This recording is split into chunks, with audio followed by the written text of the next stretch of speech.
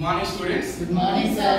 Okay, మనము ఈ రోజు ఈ హైర్ పర్చేజ్ అనేటువంటి ఈ చాప్టర్ లో లాస్ట్ స్టేజ్ కి వచ్చాము.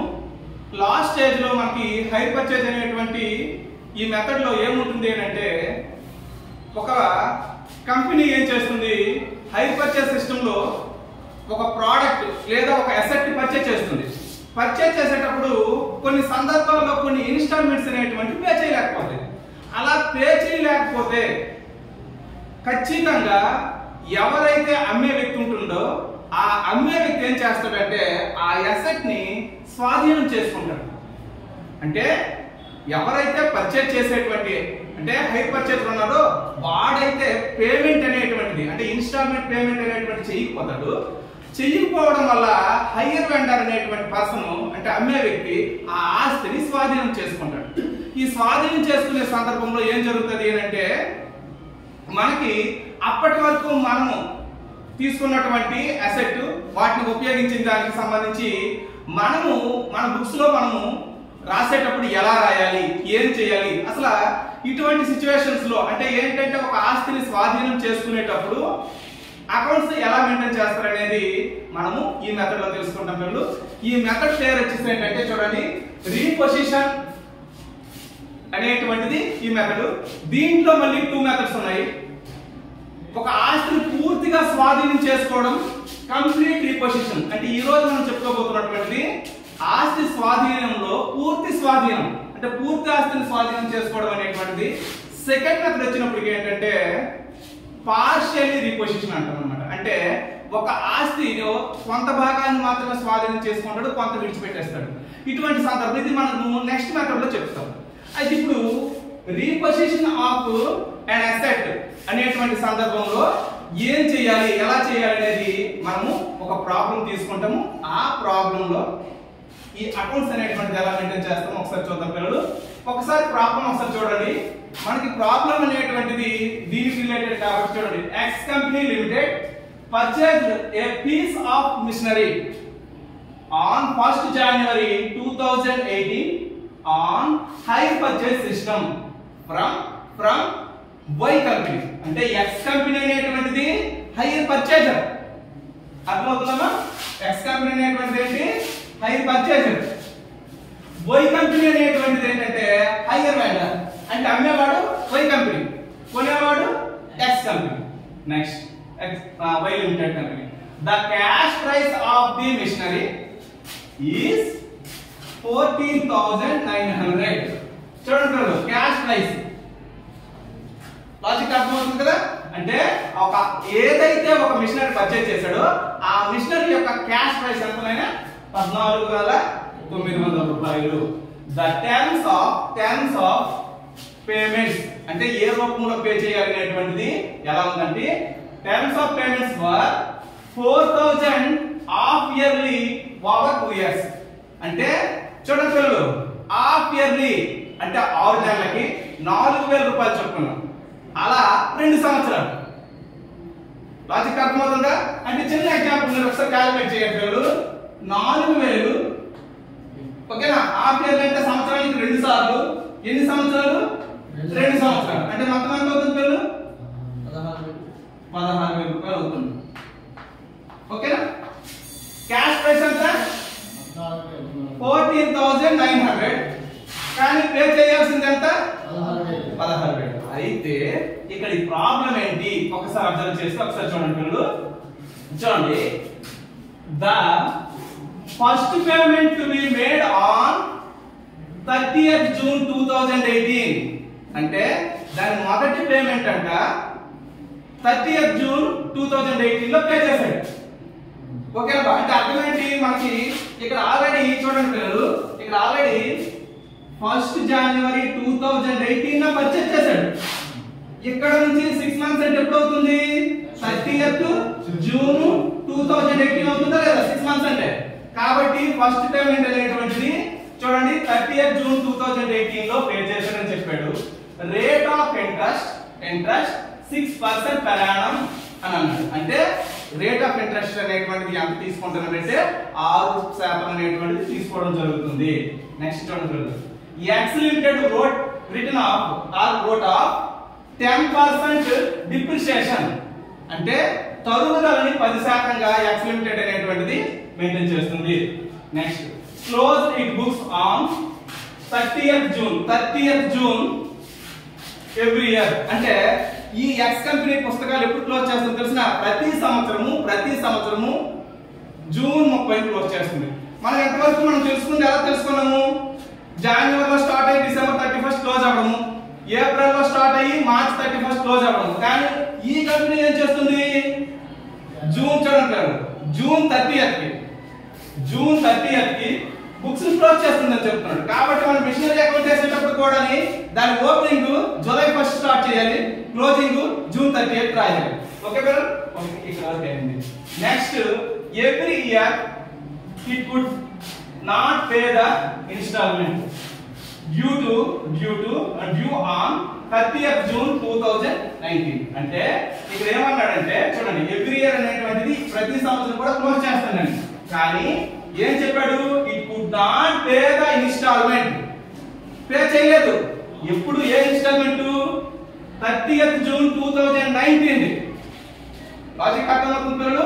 అంటే ఇది ఈ అమౌంట్ అంటే థర్డ్ ఇన్స్టాల్మెంట్ అనేటువంటి పే చేయలేదు. And as a consequences the hire vendor took position of the machinery. Position అంటే స్వాధీనం చేసుకున్నాడు. ఎందుకంటే మూడో ఇన్స్టాల్మెంట్ కట్టలేదు, ఆస్తి తీసుకున్నాడు. Machinery give the machinery account and hire vendor account show also the loss suffered by the X limited. అంటే ఈ డబ్బులు కొంత కట్టాడు, ఆస్తి కూడా తీసుకెళ్లిపోయాడు. కాబట్టి వాడికి ఎంత లాస్ వచ్చింది, ఎక్స్ లిమిటెడ్ కి ఎంత లాస్ వచ్చింది షో చేయమంటాడు, చూపించమని చెప్తున్నాడు. ఇప్పుడు ఇది మన ప్రాబ్లం కదంతా మీకు అర్థమైంది కదా? అంటే ప్రాబ్లం ఎక్స్ప్లెయిన్ చేశాను. ఇప్పుడు మన సొల్యూషన్ ప్రకారం మనం ఎప్పట్లాగే ఈ హైర్ పర్చేస్ సిస్టమ్ లో మనం ఫస్ట్ బాక్స్ ఒకటి వేసుకుంటాం కదా పిల్లలు, ఆ బాక్స్ ని ఒకసారి అబ్జర్వ్ చేయండి, నీట్ గా అబ్జర్వ్ చేసుకోండి పిల్లలు. మనకి ఇక్కడ డౌన్ పేమెంట్ అని ఏది చెప్పలేదు, జనరల్ గా ఏం చెప్పాడంటే ఒకసారి అబ్జర్వ్ చేయండి. 3 ఇన్స్టాల్మెంట్ వరకు కూడా నాకు పర్చేస్ చేస్తున్నాడు కదా. జనరల్ గా మనం చూసుకుంటే ఒకసారి అబ్జర్వ్ చేస్తే 14,000 పిల్లలు చూడండి, 14,900 అనేది మన cost price of the asset. అయితే దీనిలో మనకేం చేశాడు? ఈ ఫస్ట్ ఇయర్ వచ్చినప్పటికి 4,000 కట్టాడా? 4,000 కట్టాడు. మరి ఈ 4,000 లో ఇంట్రెస్ట్ ఎంత అనేది మనం తెలుసుకోవాలి. ఇంట్రెస్ట్ ఎలా క్యాలిక్యులేట్ చేస్తాము చూడండి పిల్లలు. అసలు ధర ఉంది కదా, చూడండి 14,900 ఇంటూ పిల్లలు వేయండి, ఇది హాఫ్ ఇయర్లీ పేమెంట్ కాబట్టి 6/12 ఇంటూ ఇంట్రెస్ట్ పర్సెంటేజ్ ఎంత? 6/100. ఓకేనా? అంటే ఆస్తి ధర మీద ఇంట్రెస్ట్ రేటు మరియు హాఫ్ ఇయర్లీ కాబట్టి 6/12 వేసాను. అయితే దీన్ని ఒక్కసారి ఇదే ప్రాసెస్ అనుకుంటే ఈ ప్రాసెస్ చేస్తే ఎంత వస్తుంది? ఇంట్రెస్ట్ 447. ఓకే ఫ్రెండ్స్, ఒక్కసారి అబ్జర్వ్ చేయండి. 447 అనేటువంటిది ఇంట్రెస్ట్ అయితే ఈ 4,000 లో 447 అనేటువంటిది ఇంట్రెస్ట్ అయితే మరి యాక్చువల్ గా పే చేసింది ఎంత అవుతుంది? 3,553. ఓకే, 3,553. ఓకేనా? ఇది యాక్చువల్ ప్రైస్ అన్నమాట. మరి ఈ యాక్చువల్ ప్రైస్ ని కాస్ట్ ఆఫ్ ప్రైస్ నుంచి తీసేయాలి కదా, కాబట్టి ఇది ఒకటి 3,553. ఓకే, తీసాము. తీసి దీని నుంచి తీయగా ఎంత వచ్చింది?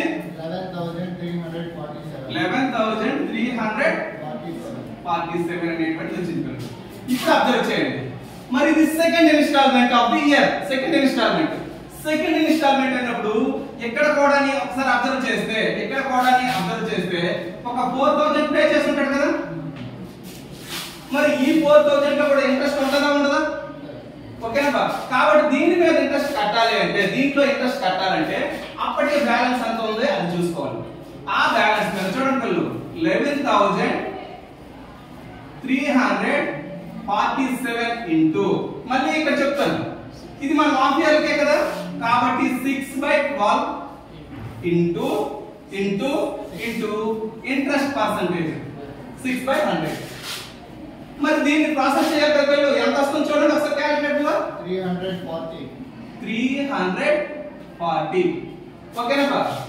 ఇన్స్టాల్మెంట్ లో ఇంట్రెస్ట్ తెలిసిపోయింది కాబట్టి రిమైనింగ్ యాక్చువల్ ప్రైస్ అయిపోతుంది కదా, ఇది ఎంతది 3660.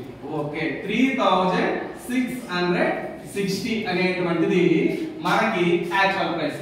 ఈ యాక్చువల్ ప్రైస్ ఏదైతే ఉందో దీన్ని మన కాస్ట్ ఆఫ్ ప్రైస్ నుంచి తీసేద్దాం. 3660 రూపీస్ ని తీసివేయండి. 7687 రూపీస్. ఇది మనకి థర్డ్ ఇన్స్టాల్మెంట్ పే చేసే ముందు ఉన్నటువంటి బ్యాలెన్స్. మరి ఇప్పుడు థర్డ్ ఇన్స్టాల్మెంట్ అనేటువంటిది ఆ 4000 కూడా పే చేయాలి కదా, చెయ్యాలి. కానీ ఇది చేసాడో లేదో తర్వాత మాట, కానీ మనం ఇంట్రెస్ట్ అన్ని క్యాలిక్యులేట్ చేసుకోవాలి. ఓకేనా? ఈ థర్డ్ ఇన్స్టాల్మెంట్ 4000 లో ఇంట్రెస్ట్ ఎంత అనేది క్యాలిక్యులేట్ చేయాలి. ఇక్కడ బ్యాలెన్స్ ఏదైతే ఉందో దాని మీద మనం ఇంట్రెస్ట్ క్యాలిక్యులేట్ చేయాలి. 7687 ఇంటూ 6/12 ఇంటూ 6/100 ఎంత అవుతుంది? 231. ఓకే చూసుకోండి 231 మనకి ఇంట్రెస్ట్. మరి దీంట్లో ఇంట్రెస్ట్ తెలిసినది కాబట్టి ఈ ఇన్స్టాల్మెంట్ లో యాక్చువల్ ప్రైస్ ఎంత అవుతుంది? 3769. ఓకే పిల్లలు 3769 అనేటువంటిది మన యాక్చువల్ ప్రైస్ కాబట్టి దీని నుంచి తీసేద్దాం. ఓకేనా? 3769 దీని నుంచి తీస్తే ఎంత వస్తుంది? 3918. 3918. ఓకే పిల్లలు ఇది మన ఫోర్త్ ఇన్స్టాల్మెంట్ పే చేయక ముందు ఉన్నటువంటి బ్యాలెన్స్. మనం సార్ అటు 2 ఇన్స్టాల్మెంట్ పే చేశాడు కదా, థర్డ్ ఇన్స్టాల్మెంట్ ఫెయిల్ అయ్యాడు కదా పే చేయడానికి, మనము థర్డ్ ఇన్స్టాల్మెంట్ కూడా ఎందుకు క్యాలిక్యులేట్ చేసామంటే ఆడు లాస్ట్ వరకు ఊరుకొని కదా డబ్బులు ఇవ్వడు. లాజిక్ అర్థమవుతుందా? అంటే ఈ జూన్ 30th 2019 వరకు కూడా వాడు వెయిట్ చేసి డబ్బులు ఇవ్వడం మానేశాడు. ఓకేనా? అటువంటి సిచ్యువేషన్స్ లో ఏమవుతుంది అంటే ఏంటంటే వాడు ఓకే చూడమ్మా, ఇప్పుడు మనం ఆల్రెడీ ఏదైతే మన హైర్ పర్చేజ్ లో ఉన్నటువంటి ఈ బాక్స్ లో ఇంట్రెస్ట్ వాల్యూస్ అనేటువంటివి మనము క్యాలిక్యులేట్ చేయడం జరిగింది. మనకి చివరగా ఇక్కడ కాలమ్ చూడండి, ఇది ఏం చూపిస్తుందంటే డిప్రిషియేషన్ సంబంధించి ఇన్ఫర్మేషన్ దీంట్లో మనం రాసుకోవాలి. అయితే డిప్రిషియేషన్ ఎలా క్యాలిక్యులేట్ చేయాలి, అసలు ఎంత పర్సెంటేజ్ చూడండి ఒకసారి అబ్జర్వ్ చేస్తే, ఒకసారి ప్రాబ్లం చూడండి. ప్రాబ్లం లో ఏమన్నాడంటే ఎక్స్ లిమిటెడ్ రోట్ ఆఫ్ చూడండి, ఎక్స్ లిమిటెడ్ రోట్ ఆఫ్ అంటే రోట్ ఆఫ్ అన్నా రిటర్న్ ఆఫ్ అన్నా కదా, అంటే తగ్గుతున్న నిల్వల పద్ధతి. ఇదే పద్ధతి పిల్లలు, తగ్గుతున్న నిల్వల పద్ధతిలో 10%. ఓకేనా? మరి 10% డిప్రిషియేషన్ అనేటువంటిది మనం క్యాలిక్యులేట్ చేయాలి కాబట్టి జనరల్ గా ఒకసారి అబ్జర్వ్ చేస్తే చూడండి పిల్లలు, వీడు బుక్స్ ని ఎప్పటి నుంచి చూడండి, బుక్స్ ఎలా మెయింటైన్ చేస్తాడంటే 1 జూలై 2018 నుండి 30th జూన్ 2009 కి ఇది 1 ఇయర్ క్లిక్ చేస్తాడు. మరి దీనికంటే ముందు మనం మెషిన్ పర్చేస్ చేసాం చూడండి 1 జనవరి 2018. అంటే 1 జనవరి 2018 నుంచి మనం ఎక్కడి వరకు ఆ డిప్రిషియేషన్ పర్చేస్ క్యాలిక్యులేట్ చేయాలి ఒక్కసారి అర్థం చేయండి. 1 జనవరి 2018 నుండి 30th జూన్ 2018 వరకు చూడండి. అంటే మనం కొన్నదేమో జనవరి 1 లో కొన్నాము, బుక్స్ ఎప్పుడు ఎండ్ అవుతుంది? జూన్ 30th లో. కాబట్టి ఇక్కడ నుంచి ఎక్కడికి మనము డిప్రిషియేషన్ కట్టాలి ఫస్ట్ సారి. కట్టేటప్పుడు ఎన్ని నెలలు వస్తుంది? 6 మంత్స్ వస్తుంది. 6 మంత్స్ వస్తుంది కాబట్టి ఫస్ట్ మనం డిప్రిషియేషన్ 6 మంత్స్ కట్టాలి. అసెట్ వాల్యూ ఎంత? 14,000. చూడండి ఇక్కడ రాస్తున్నాను. 14,900 ఇంటూ మనకి ఆల్రెడీ డిప్రిషియేషన్ వాల్యూ ఎంత? రేట్ ఎంత ఇచ్చాడు? 10%. 10/100 ఇంటూ ఎన్ని నెలలు కట్టాలి? 6 మంత్స్. కాబట్టి 6/12. ఓకేనా? అంటే మనం ఆస్తి విలువ ఇంటూ తరుగుదల శాతము ఇంటూ ఎన్ని నెలలు కట్టాలి? ఇక్కడ 6 మంత్స్ కట్టాలి. 6 మంత్స్ కట్టాలి కాబట్టి మనము ఆ 6 మంత్స్ వాల్యూ అనేటువంటిది కౌంట్ చేస్తున్నాం. ఎంత వచ్చింది? 745. ఓకేనా? ఇది డిప్రిషియేషన్ వచ్చింది. ఇది మనకి బుక్స్ క్లోజ్ చేసేటప్పటికి ఉన్నటువంటి. మరి నెక్స్ట్ మనం డిప్రిషియేషన్ కట్టాలి కదా. ఇది పూర్తిగా 1 ఇయర్. ఇక్కడ రాసాను చూడండి. 1 జూలై 2018 టు 30th జూన్ 2019 వరకు 12 మంత్స్. ఓకేనా? 12 మంత్స్ కాబట్టి ఇక్కడ డిప్రిషియేషన్ చూడండి. డిప్రిషియేషన్ మనకి ఏం మెథడ్ అన్నాడు? బ్రిటన్ ఆఫ్ మెథడ్ అన్నాడు. బ్రిటన్ ఆఫ్ మెథడ్ అంటే చూడండి, ఆస్తి విలువ ఎంత? 14,900. దీని మొదటి తరుగుదల ఎంత? 745. తీసివేస్తే 14,000 ఎంత? 115 155. చూడండి, 14,150. ఈ 14,155 ఇది ఎలా వచ్చిందో ఒకసారి అర్థం చేయండి. మనము ఆస్తి విలువ నుంచి మొదటి సంవత్సరం తరుగుదల తీసిగా ఎంత బ్యాలెన్స్ ఉంటుందో, కరెంట్ బ్యాలెన్స్, ప్రెజెంట్ బ్యాలెన్స్, ఆ బ్యాలెన్స్ మీద కట్టాలి. కాబట్టి ఇది తగ్గుతున్న నిల్వ పద్ధతి. ఓకేనా? 14,155 into 10/100 into depreciation rate into పూర్తిగా ఇక్కడ 6 కాదు 12 మంత్స్ కాబట్టి 12/12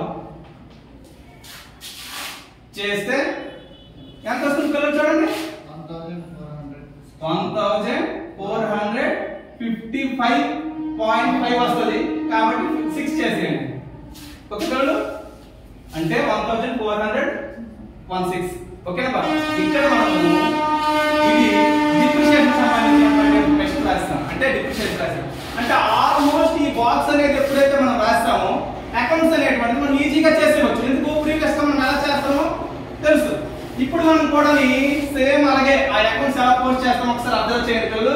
చూడండి, దీంట్లో ఫస్ట్ మనము పిల్లలు ఇందులో 2 అకౌంట్స్ ఏమని చెప్పాడు. ఆ ఏ అకౌంట్ అంటే చూసుకోండి. ఒకటి మిషనరీ అకౌంట్ ఏమన్నాడు, second one hire vendors account వేయమన్నాడు. అయితే ఇక్కడ మిషనరీ అకౌంట్ ముందు వేసిన దీని యొక్క క్లోజింగ్ అనేది మనం చేయలేము. హైర్ వెండర్ అకౌంట్ వేస్తేనే దాని బ్యాలెన్స్ అమౌంట్ ద్వారా మనం మిషనరీ అకౌంట్ చేయగలం. కాబట్టి ఇప్పుడు ఏం చేస్తామంటే ఫస్ట్ మనం హైయర్ వెండర్ అకౌంట్ వేస్తాము. మరి ఈ లెక్కల హైర్ వెండర్ ఎవరు? అమ్మేవాడు ఎవరు? Why company. కాబట్టి ఇక్కడ హైర్ వెండర్ పేరు రాసిస్తాను. ఇదిగో వై కంపెనీ అకౌంట్. ఓకే, ఇది అకౌంట్ కాబట్టి డెబిట్ వేసుకోవాలి, క్రెడిట్ రాసుకోవాలి. అకౌంట్ కాబట్టి చూడండి పిల్లలు, date, particulars, total. Date, particulars, total. Okay, రాస్తాము. ఇప్పుడు హైయర్ వెండర్ అకౌంట్ వేసేటప్పుడు ఫస్ట్ మనం రాయాల్సిన పిల్లలు డేట్ చాలా ఇంపార్టెంట్. అబ్జర్వ్ చేయండి, అర్థం చేసుకోండి. ఏంటంటే 1 జనవరి 2018 అనేది మనం పర్చేజ్ చేసాం కదా. కాబట్టి పర్చేజ్ చేసాం కాబట్టి అమ్మేవాడి ఖాతాలో బై మిషనరీ అకౌంట్. ఓకేనా? బై మిషనరీ అకౌంట్ ఎంత? 14,900. చూడండి పిల్లలు, ఎంత కొన్నాము? 14,900. కాబట్టి అది రాసాం. ఓకేనా? అయితే హైయర్ వెండర్ కి మరి ఈ మొదటి సంవత్సరంలో లేదా మొదటి వాయిదాలో మనం ఇంట్రెస్ట్ పే చేయాలి కదా. ఎంత పిల్లలు? చూడండి రౌండ్ అప్ చేశాను. ఇది ఇంట్రెస్ట్ కాబట్టి బై ఇంట్రెస్ట్ 447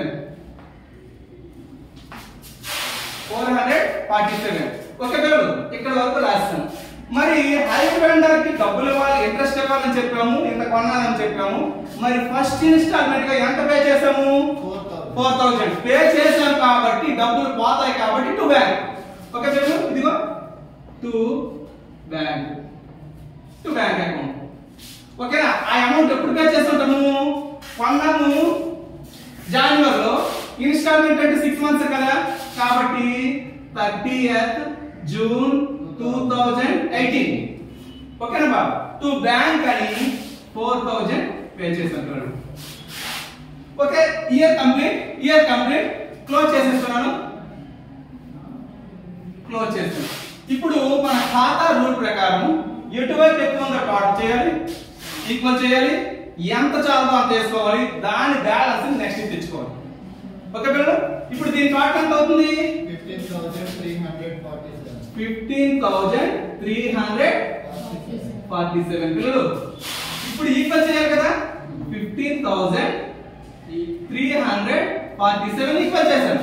పైన ఎంత చాలదో అంత చేసుకోవాలి కదా, ఎంతది? 11,347. దీన్ని టు బ్యాలెన్స్ బిడి అని రాసుకోవాలి. బ్యాలెన్స్ సిడి ఏం రాసుకోవాలి పిల్లలు? బ్యాలెన్స్ సిడి అంటే క్యారీ డౌన్ గా రాసుకోవాలి. ఇక్కడ రాసాం పిల్లలు. మరి దీన్నే కదా నెక్స్ట్ తీసుకురావాలి. బై బ్యాలెన్స్ బిడి రాసాం పిల్లలు. ఇది ఏ రోజు? 30th June 2018 కాబట్టి నెక్స్ట్ తెచ్చుకుంది next date 1st July 2018. Okay పిల్లలు, ఇప్పుడు ఈ బ్యాలెన్స్ ఎంత? 11,347 కదా. సేమ్ మరి రెండో ఇన్స్టాల్మెంట్ కి చెల్లించాల్సినటువంటి ఇంట్రెస్ట్ ఉంటుంది 340. కాబట్టి మళ్ళీ సేమ్ ఎంట్రీ మారదు, పోస్టింగ్ మారదు. బై ఇంట్రెస్ట్ అకౌంట్ రాస్తే కదా ఎంతది? 340.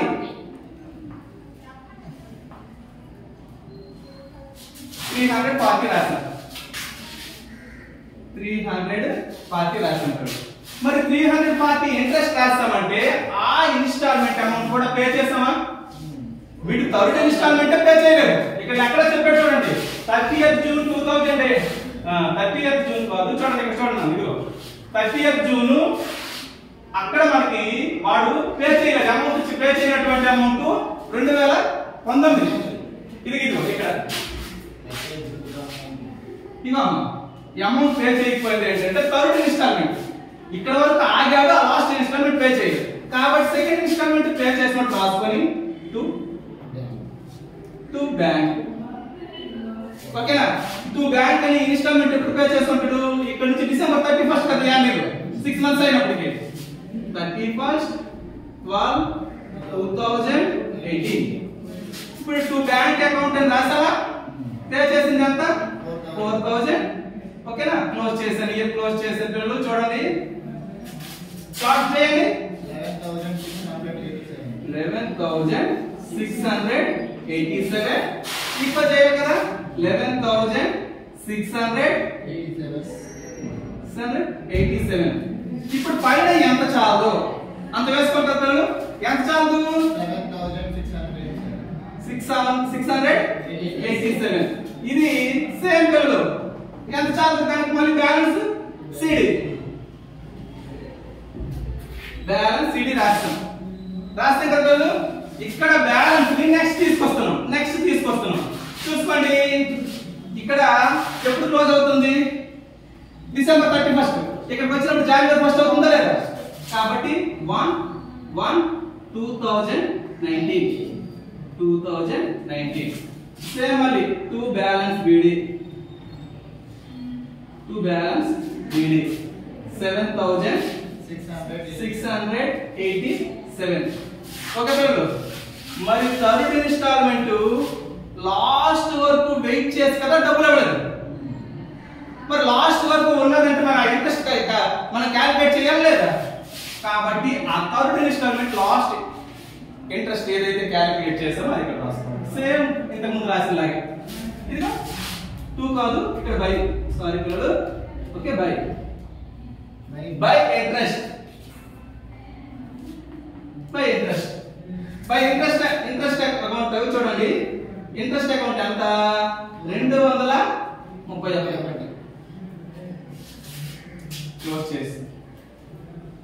క్లోజ్ చేసి మీకు ఇక్కడ 2 ఇన్స్టాల్మెంట్లు డబ్బులు కట్టాడు, 3 ఇన్స్టాల్మెంట్ కట్టాడా? కట్టలేదు కాబట్టి ఆ ఆస్తిని స్వాధీనం చేసుకున్నాడు కాబట్టి ఆస్తి పోయినట్టు ఇక్కడ రాసుకోవాలి. To machinery. ఓకే పిల్లలు, ఇదిగో 2 మిషనరీ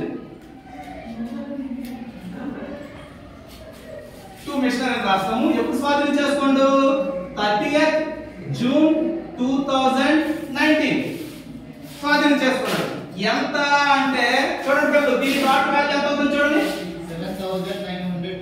7,918 7,000 చూడండి పిల్లలు, 7,918. ఓకేనా? ఇదే అంటే ఆ రోజుకి ఆ ఆస్తికి ఇంత విలువ ఉన్నప్పటికీ కూడా ఆ విలువతో అటు తీసుకెళ్ళిపోతాడు.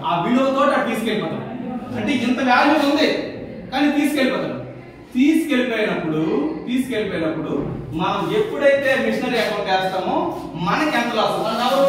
మనము ఎక్స్ కంపెనీ కదా, మన కంపెనీ వై కంపెనీ. ఇప్పుడు మనం ఎక్స్ కంపెనీ అనుకుంటే మనకి ఎంత లాస్ అనేది తెలుసుకోవాలంటే మిషనరీ అకౌంట్ అనేది వేయాలి. ఓకే పిల్లలు, తర్వాత మిషనరీ అకౌంట్ వేస్తాము. ఒకసారి చూడండి స్టూడెంట్స్, ఇప్పుడు వరకు మనం చెప్పింది ఏంటంటే మనము హయ్యర్ వెండర్ సంబంధించి వైలిమిటెడ్ అకౌంట్ వేసాము. ఇప్పుడు మనకి ప్రాబ్లం లో ఏం చేయమని చెప్పాడంటే మిషనరీ అకౌంట్ అనేటువంటిది చేయమని చెప్పాడు. ఆ మిషనరీ అకౌంట్ అనేటువంటిది ఎలా ప్రిపేర్ చేస్తాం ఒకసారి చూడండి. మిషనరీ అకౌంట్ అనేటువంటిది సాధారణంగా మనకి ఇంతకు ముందు డిప్రిసియేషన్ చాప్టర్ లో గానీ లేదా ఈ చాప్టర్ లో ప్రీవియస్ మెథడ్ లో గానీ మనం చూసుంటాము. సేమ్ ప్రొసీజరే, కాకపోతే ఇక్కడ లాస్ట్ లో ఏం చేస్తాడంటే ఆస్తిని స్వాధీనం చేసుకున్నాడు కాబట్టి ఆ స్వాధీనం చేసుకోవడం వల్ల మనకి లాస్ వచ్చిందా ప్రాఫిట్ వచ్చిందా అని తెలుసుకోవడం కోసం మాత్రమే ఇది రాస్తాం పిల్లలు. ఒక్కసారి అబ్జర్వ్ చేయండి. వీడు ఆస్తిని ఎప్పుడు పర్చేస్ చేశాడు? ఈ మిషనరీ అకౌంట్ చేసేటప్పుడు 1st January 2018 పర్చేస్ చేశాడు కాబట్టి మిషనరీ అకౌంట్ అట టు బ్యాంక్, కాబట్టి టు బ్యాంక్ రాసుకోవాలి పిల్లలు. ఓకే, టు బ్యాంక్ రాసాము. ఎంత పర్చేస్ చేశాడు? 14,900. ఓకేనా? అయితే మరి మిషనరీ అకౌంట్ మనం మెయింటైన్ చేసేటప్పుడు డిప్రిసియేషన్ అనేటువంటిది ఎందుకు ఆ మిషనరీని మనం యూజ్ చేసేటప్పుడు డిప్రిసియేషన్ అనేటువంటిది మనం రాయాలి. మరి డిప్రిసియేషన్ అనేటువంటిది ఇయర్లీ వన్స్ మనం క్యాలిక్యులేట్ చేస్తాము. కానీ ఇక్కడ బుక్స్ ఎండింగ్ అనేటువంటిది ఎప్పుడు జరుగుతుంది అంటే ప్రతి సంవత్సరం చూడండి close it's books on 30th June అని ఎవ్రీ ఇయర్ అని చెప్పాడు. అంటే ప్రతి సంవత్సరము జూన్ 30తో ఖాతా పుస్తకాలను క్లోజ్ చేస్తున్నాడంట. అంటే ఇక్కడ మనకి లెక్క వేసుకుంటే 30th June అన్నాం కదా, 30th June మనం జనవరిలో కొన్నాము, 30th June రాసిస్తాం చూడండి. 30th June 2018. మరి ఇక్కడ నుంచి ఇక్కడికి ఎన్ని నెలలు పిల్లలు? 6 months. ఈ 6 months కి మనం డిప్రిసియేషన్ అనేటువంటిది క్యాలిక్యులేట్ చేయాలి. ఆల్రెడీ ఇక్కడ రాస్తాము చూడండి. ఇదిగో బై డిప్రిసియేషన్ ఎంతది? 745. మరి డిప్రిసియేషన్ అనేటువంటిది అయిపోయినాక నెక్స్ట్ ఇక్కడ ఎడిషనల్ అమౌంట్స్ కానీ ఎడిషనల్ ఇన్వెస్ట్మెంట్ కానీ జరగలేదు కాబట్టి, అంటే మిషనరీ అనేటువంటి పర్చేజ్ చేయలేదు కాబట్టి ఇయర్ ఎండ్ అయిందని భావించి క్లోజ్ చేసేయాలి. ఇదిగో అకౌంట్ క్లోజ్ చేస్తున్నాను. అకౌంట్ అనేది క్లోజ్ చేశాను చూడండి. చేస్తే స్టార్టింగ్ ఎటువంటి అకౌంట్ అటువైపు కాపీ చేశాను, ఆపోజిట్ సైడ్ ఈక్వల్ చేశాను. పైన ఎంత చాలు? ఎంత చాలు? 14,155. ఇది చాలదు కాబట్టి దీనికి ఒక పేరు పెట్టాలి, by balance CD. Carried on రాసాం. ఎప్పుడైతే బుక్స్ క్లోజ్ చేస్తున్నాడు అని చెప్పాము. దీని డేట్ కూడా పిల్లలు సేమ్ 30th June 2018. ఇక్కడ నుంచి ఈ బ్యాలెన్సెస్ అనేటువంటిది మనం ఇక్కడ రాస్తాం చూడండి, ఒకసారి అర్థం చేయండి. అక్కడ నుంచి బ్యాలెన్స్ క్యారీ డౌన్ ని బ్రాట్ డౌన్ చేస్తాం కదా. 1st July 2018, 1st July 2018 పిల్లలు to balance BD brought down రాస్తాం. ఎంత చాలు 14,155 అనేటువంటిది మనం ఇక్కడ క్యారీ డౌన్ చేసింది, ఇక్కడ బ్రాట్ డౌన్ చేసాం. ఇప్పుడు ఏం జరిగిందంటే ఈ రెండో సంవత్సరం అంటే ఇక్కడ నుంచి దీని లెక్క ప్రకారం అంటే ఈ రెండో సంవత్సరం కాక కంటిన్యూస్ చేస్తూ వాడు లాస్ట్ ఇన్స్టాల్మెంట్ పే చేయండి. చూడండి పిల్లలు, ఇది పే చేయండి 30th June 2019. అంతవరకు కూడా ఆ మిషనరీ అనేటువంటిది మన దగ్గరే ఉంది. అంటే మనం అంటే ఎవరు ఇక్కడ ఎక్స్ లిమిటెడ్ మన దగ్గర మిషనరీ ఉంది కాబట్టి, అంటే ఇక్కడ నుంచి 2018 జూలై నుంచి 30th June 2019 వరకు కూడా మిషనరీ మన దగ్గర ఉంది కాబట్టి దాన్ని మనం యూజ్ చేస్తుంటాం. యూజ్ చేసామంటే ఆటోమేటిక్ గా డిప్రిసియేషన్ వస్తుంది. కాబట్టి ఇదో రాస్తున్నాడు పిల్లలు బై డిఇపి బై డిప్రిసియేషన్. ఎంతది 1 year కట్టాలి కదా, ఇక్కడ నుంచి ఇక్కడ 1 year అవుతుంది కదా.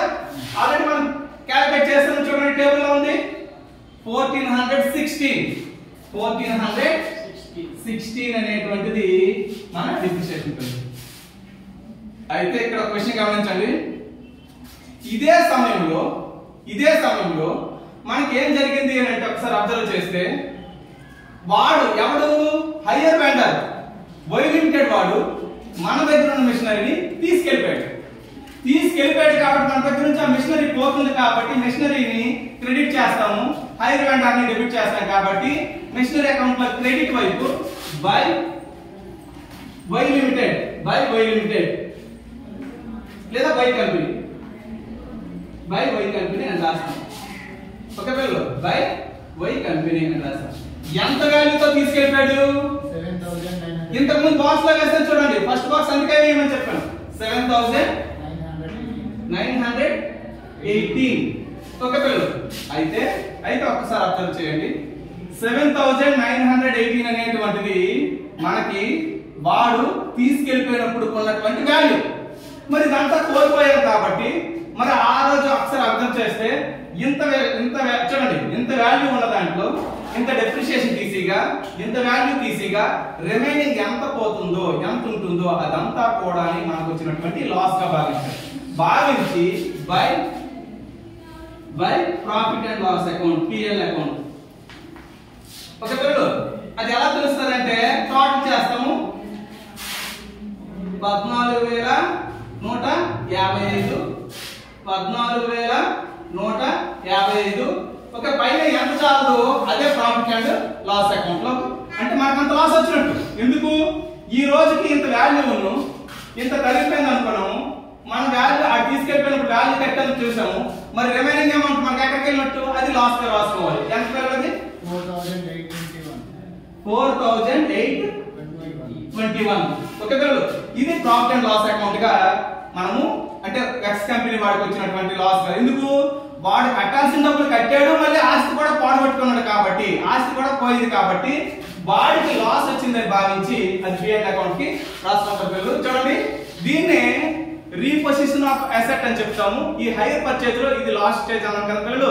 రేపటి క్లాస్ లో మనకి ఇక్కడ కంప్లీట్ రీపొజిషన్ చెప్పాము. రేపటి క్లాస్ లో పార్షియల్ రీపొజిషన్ అనేటువంటి మనము డిస్కస్ చేస్తాం. ఓకే, ఇక్కడతో ఈ క్లాస్ అనేటువంటిది ముగిస్తున్నాం.